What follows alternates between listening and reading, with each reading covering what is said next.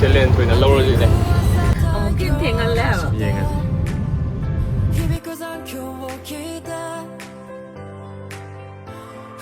ꯌꯥꯎꯈꯤꯕꯁꯨ ꯌꯥꯎꯔꯝꯃꯦ ꯃꯣꯏꯗꯤ ꯑꯩꯈꯣꯏꯒꯤ ꯍꯟꯗꯛꯀꯤ ꯁꯤꯒꯤ ꯕ꯭ꯂꯣꯛꯁꯤꯗ ꯑꯃꯨꯛ ꯇꯔꯥꯝ ꯅꯣꯛꯆꯔꯤ ꯑꯗꯨ ꯉꯁꯤꯁꯦ ꯑꯩꯈꯣꯏ ꯁꯟꯗꯦ ꯑꯣꯏꯔꯦ ꯑꯗꯨꯅ ꯀꯩ ꯍꯥꯏꯅꯤ ꯑꯩꯈꯣꯏ ꯚꯦꯀꯦꯁꯟ ꯑꯃꯁꯨ ꯂꯩꯕ ꯍꯣꯔꯦꯟꯁꯦ ꯆꯠꯀꯗꯕ ꯑꯗꯨꯅ ꯑꯩ ꯋꯥꯏꯐꯀꯤ ꯅꯦꯜꯅꯦ ꯅꯦꯜ ꯑꯦꯛꯁꯇꯦꯟꯁꯟꯅꯦ ꯃꯦꯅꯤꯀ꯭ꯌꯣꯔ ꯄꯦꯗꯤꯀ꯭ꯌꯣꯔ ꯃꯦꯅꯤꯀ꯭ꯌꯣꯔ ꯄꯦꯗꯤꯀ꯭ꯌꯣꯔ ꯇꯧꯕꯅꯦ ꯍꯧꯖꯤꯛ ꯆꯠꯂꯤꯁꯦ ꯀꯣꯔꯃꯪꯒꯥꯗ ꯃꯐꯝ ꯑꯃ ꯂꯩ ꯑꯗꯨ ꯃꯥ ꯉꯥꯏꯕ ꯑꯣꯏꯅ ꯑꯩꯁꯨ ꯁꯝ ꯀꯛꯊꯣꯔꯛꯑꯒꯦ ꯑꯩꯁꯨ ꯁꯝꯁꯦ ꯈꯔ ꯁꯥꯡꯒꯠꯂꯛꯑꯕꯅꯦ ꯑꯗꯨ ꯃꯌꯥꯝ ꯄꯨꯜꯂꯛꯀꯦ ꯍꯧꯖꯤꯛꯁꯦ ꯊꯕꯛ ꯌꯥꯝꯃꯦ ꯍꯥꯏꯕ ꯅꯪꯒꯗ꯭ꯔꯣ ꯀꯣꯏꯗꯕꯗꯤ ꯌꯥꯔꯣꯏꯕ ꯆꯦꯂꯦꯟꯖ ꯑꯣꯏꯅ ꯂꯧꯔꯁꯤꯅꯦ ꯑꯩꯈꯣꯏꯗ ꯅꯪꯕ꯭ꯔꯥ ꯌꯦꯡꯉꯁꯤꯀꯣ ꯃꯌꯥꯝ ꯍꯣꯔꯦꯟ ꯑꯩꯈꯣꯏ ꯐ꯭ꯂꯥꯏꯠ ꯃꯤꯁ ꯇꯧꯔꯗꯤ ꯑꯃꯨꯛ ꯍꯥꯏꯔꯛꯀꯦ ꯃꯤꯁ ꯇꯧꯔꯗꯤ ꯊꯥꯒꯠꯂꯛꯑꯔꯣꯏ ꯑꯗꯨ ꯌꯦꯡꯉꯒꯦ ꯊꯝꯃꯦ ꯊꯝꯃꯦ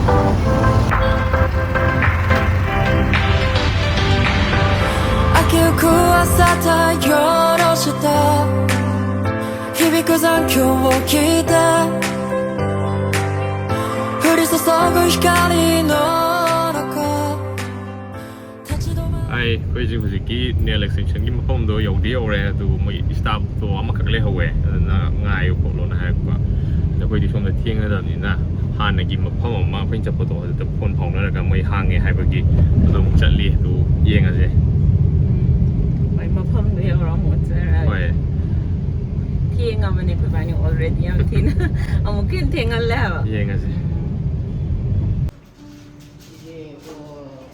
ꯑꯩꯈꯣꯏ ꯍꯧꯖꯤꯛ nail extension मफमदा you're pending black मैं व्हाट्सएप करेगा ठीक है मैं 5 मिनट्स टाइम दे दीजिए कहीं तो आ गए पेंडिंग ब्लैक पेंडिंग वाइट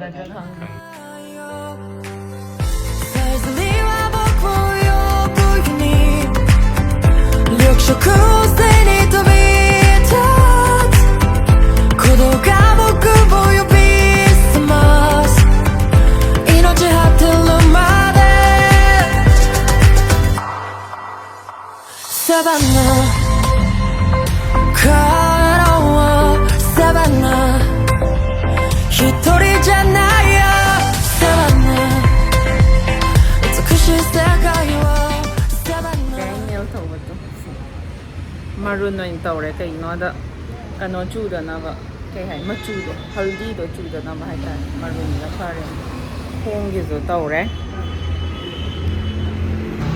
ꯈꯣꯡꯒꯤꯁꯨ ꯃꯔꯨꯟ ꯇꯧꯔꯦ ꯈꯨꯠꯀꯤꯁꯨ ꯃꯔꯨꯟ ꯇꯧꯔꯦ ꯊꯦꯡꯉꯦ ꯑꯩꯈꯣꯏ ꯑꯣꯜꯔꯦꯗꯤ 2 hours ꯃꯨꯛ ꯆꯪꯅꯤ ꯍꯥꯏꯔꯒꯅꯦ 3 hours ꯃꯌꯥ ꯆꯪꯈ꯭ꯔꯦ ꯍꯥꯏꯕ ꯑꯣꯇꯣꯗ ꯆꯠꯂꯅꯤ ꯅꯛꯇꯤ ꯅꯛꯑꯦꯕ ꯑꯩꯈꯣꯏ ꯂꯩꯐꯝꯗꯨꯗꯒꯤ ꯑꯗꯣ ꯊꯨꯅꯕꯅ ꯑꯣꯇꯣꯗ ꯑꯣꯏꯅ ꯆꯠꯂꯦ ꯀꯩꯅꯣꯒꯤꯁꯨ ꯃꯥꯏꯁꯨ ꯍꯤꯌꯔ ꯀꯠ ꯇꯧꯔꯦ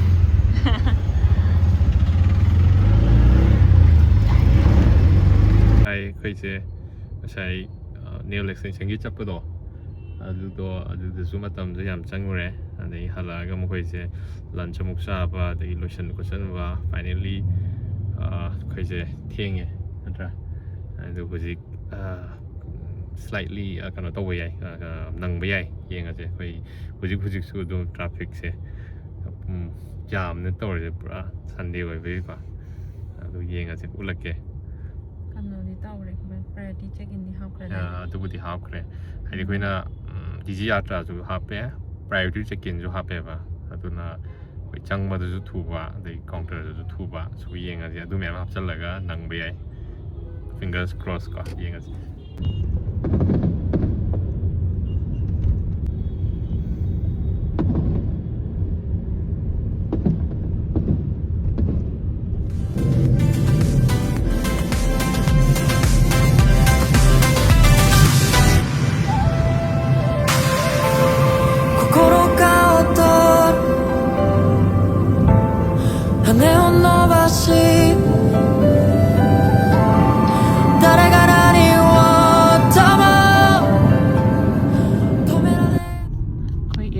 ꯌꯧꯔꯛꯑꯦ ꯑꯗꯣ ꯐ꯭ꯂꯥꯏꯠꯁꯨ ꯗꯤꯂꯦ ꯇꯧꯔꯦꯅ ꯐꯣꯟ ꯂꯥꯛꯑꯦ ꯑꯗꯨꯅ ꯇꯧꯔꯦ ꯈꯔ ꯒ꯭ꯌꯥꯟ ꯇꯥꯅ ꯆꯠ ꯌꯥꯔꯅꯤ ꯗꯤꯟꯅꯔꯒ ꯑꯦꯌꯥꯔꯄꯣꯔꯠꯇ ꯒ꯭ꯌꯥꯟ ꯇꯥꯅ ꯆꯥꯔꯒ ꯆꯠꯄ ꯌꯥꯔꯅꯤ 45 minutes delay ꯇꯧꯔꯤ ꯐꯣꯟ ꯂꯥꯛꯑꯦ ꯕꯦꯡꯒ꯭ꯂꯣꯔ ꯑꯦꯌꯥꯔꯄꯣꯔꯠ ꯂꯩꯔꯦ ꯇꯥꯗꯣ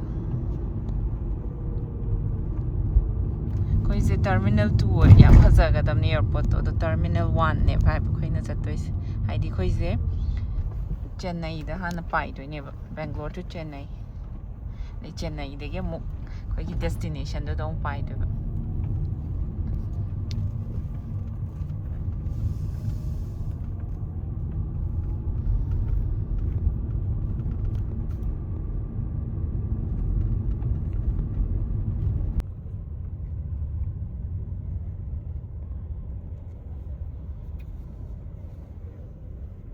ꯑꯩꯈꯣꯏ ꯌꯧꯔꯦ ꯍꯧꯖꯤꯛ ꯀꯩꯅꯣ ꯇꯧꯔꯦ ꯂꯒꯦꯖ ꯂꯧꯊꯔꯤ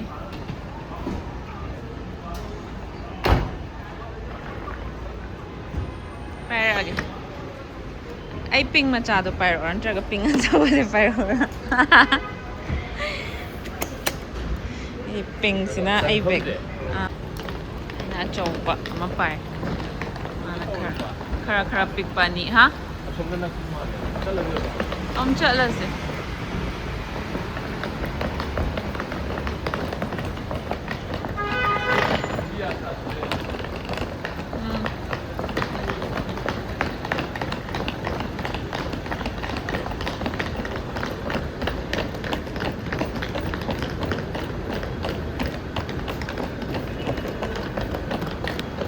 ꯀ꯭ꯌꯨ ꯂꯦꯞꯇ꯭ꯔꯤꯕ ꯃꯣꯏꯁꯤꯗ ꯀ꯭ꯌꯨ ꯂꯦꯞꯅꯔꯤꯁꯦ ꯀꯃꯥꯏꯅ ꯀ꯭ꯌꯨ ꯂꯦꯞꯄꯁꯦ ꯂꯦꯞꯅꯔꯔꯣꯏꯕ ꯑꯩꯈꯣꯏ ꯗꯥꯏꯔꯦꯛ ꯁꯤꯗ ꯆꯪꯉꯛꯑꯦꯗꯅ ꯃꯥꯅ ꯍꯥꯡꯗꯣꯔꯒ ꯑꯗꯨꯝ ꯆꯪꯉꯛꯑꯦ ꯑꯗꯨꯒ ꯑꯩꯈꯣꯏꯁꯦ ꯁꯤꯗ ꯑꯗꯨꯝ ꯐꯥꯔꯁꯇ ꯑꯗꯨꯝ ꯇꯧꯗꯣꯔꯦ ꯍꯦꯛ ꯆꯪꯉꯛꯄꯒ ꯄ꯭ꯔꯥꯏꯌꯣꯔꯤꯇꯤ ꯆꯦꯛ-ꯏꯟꯒꯤ ꯀꯥꯟꯅꯕ ꯍꯥꯏꯁꯦ ꯄꯥꯁꯄꯣꯔꯠ ꯈꯛꯇꯪ ꯗꯔꯀꯥꯔ ꯂꯩꯌꯦ ꯑꯙꯥꯔ ꯗꯔꯀꯥꯔ ꯂꯩꯔꯔꯣꯏ ꯑꯗꯨꯒꯤ ꯊꯝꯖꯤꯟꯈ꯭ꯔꯦ ꯄꯥꯁꯄꯣꯔꯠ ꯈꯛꯇꯪ ꯆꯦꯛ ꯇꯧꯔꯤ ꯑꯩꯈꯣꯏꯒꯤ ꯌꯥꯇ꯭ꯔꯥꯗ ꯑꯃꯨꯛ ꯁꯦꯀ꯭ꯌꯨꯔꯤꯇꯤ ꯆꯦꯛ-ꯏꯟ ꯂꯥꯛꯑꯦ ꯑꯗꯨꯅ ꯀ꯭ꯌꯨ ꯌꯥꯝꯗ꯭ꯔꯦ ꯑꯗꯨꯝ ꯆꯪꯉꯦ ꯑꯩꯈꯣꯏ ꯁꯦꯀ꯭ꯌꯨꯔꯤꯇꯤ ꯆꯦꯛ-ꯏꯟ ꯂꯣꯏꯔꯦ ꯑꯗꯨꯒ ꯑꯩꯈꯣꯏꯁꯦ ꯄꯨꯡꯈꯥꯏꯃꯨꯛ ꯃꯇꯝ ꯂꯩꯔꯤꯕ ꯕꯦ 30 minutesꯃꯨꯛ ꯃꯇꯝ ꯂꯩꯔꯤ ꯑꯗ ꯑꯩꯈꯣꯏ ꯆꯥꯕ ꯑꯣꯏꯅ ꯆꯪꯉꯒꯦ ꯀꯩꯅꯣꯗ ꯃꯣꯏ ꯑꯦꯌꯥꯔꯄꯣꯔꯠꯀꯤ ꯃꯣꯏ ꯂꯥꯎꯟꯖ ꯂꯩꯗꯅ ꯑꯗꯨꯗ ꯑꯣꯏꯅ ꯗꯤꯟꯅꯔ ꯈꯔ ꯆꯥꯈ꯭ꯔꯒꯦ ꯍꯥꯏꯗꯤ ꯇꯝ ꯉꯝꯗꯦꯕ ꯐ꯭ꯂꯥꯏꯠꯇꯣ ꯂꯥꯝꯃꯛꯀꯅꯤꯕꯗꯣ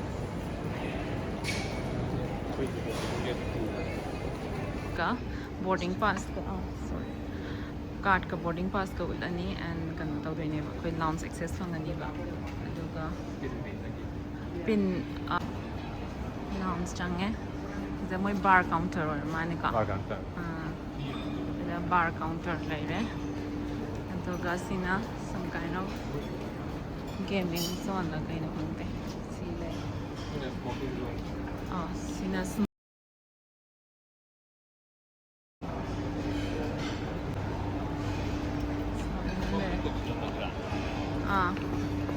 ꯑꯁꯤꯗ ꯐꯝꯃꯨꯔꯁꯤ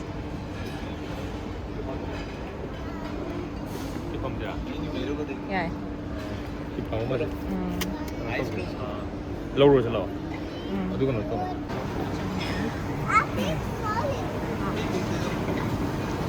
ꯆꯥꯐꯝ ꯂꯩꯔꯦ ꯁꯤꯗꯁꯨ ꯑꯗꯒꯤ ꯆꯥꯐꯝ ꯂꯩꯔꯦ ꯕꯨꯐꯦ ꯂꯩꯔꯦ ꯄꯥꯁꯇꯥ ꯁ꯭ꯇꯦꯁꯟ ꯁꯤꯅ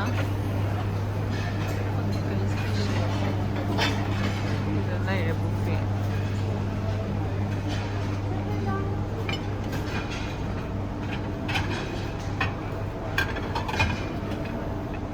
plate amaga pe plate laure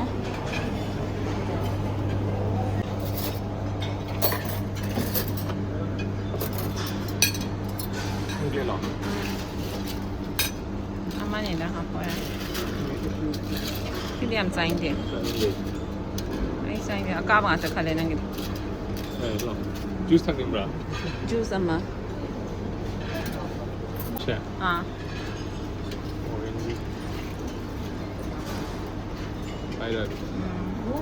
Thế cây nè. Có những người được tụi đó.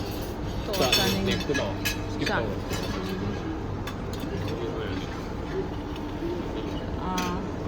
Hyderabad.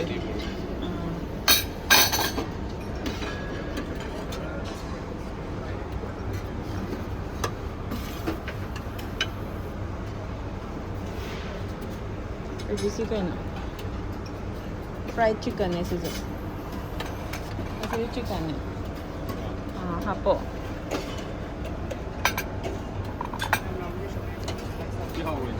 ꯍꯥꯎꯔꯣꯏꯌꯦ ꯇꯟ ꯂꯩꯔꯦ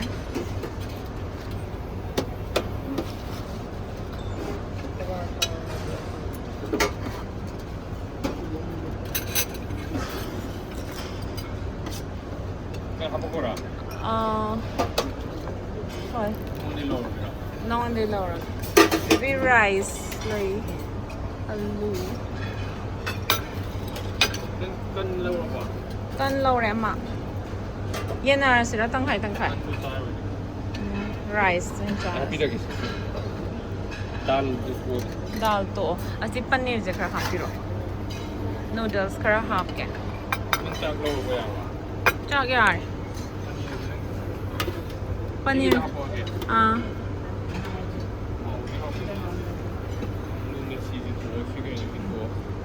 ꯃꯤ ꯒꯣꯔꯦꯡꯉꯦ ꯀꯩ ꯆꯠꯄ ꯌꯥꯝ ꯋꯥꯏ ꯅꯨꯗꯜꯁꯅꯦ ꯑꯩ ꯍꯥꯞꯄꯒꯦ ꯅꯪ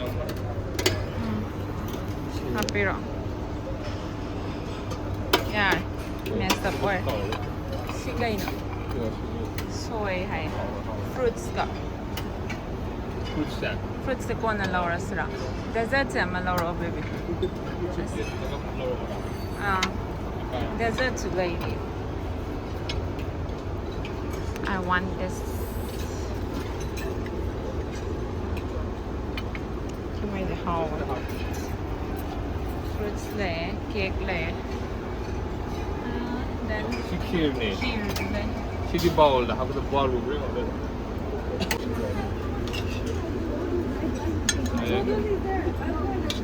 시 바울 락 그렇게 Can I take this chair?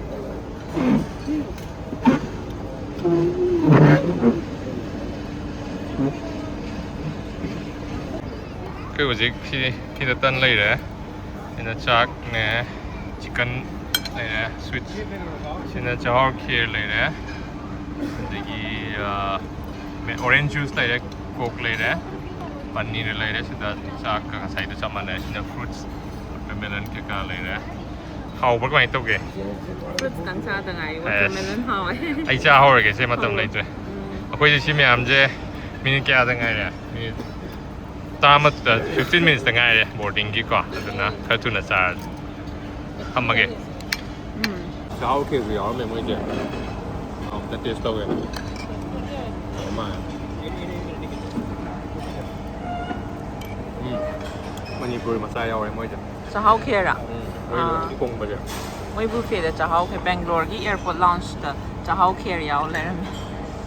Hao bra. Chicken je hao ai ka. chicken da ha Fruits te hawai da hawai kai ngam ge kai hawai nu ba. dal ma ni no Chia thum ba je ma hao tang ai hao. ba ju le hawai yagi fubo yeng ma ju le hawai da na Tang ai na na sai chang pa le hok don tra. Ai would love it. na Google fan yaw ro ga su dung ngan na la ga yeng ya ni Hello ma'am. Akhoi se kano to in. Mic test to in. Ano wala. unboxing to gre Unboxing to gre. Test to in ya bra na. Chat le sabay ni amamam. flight se pai do re koi boarding to re Boring to re. Pai to re.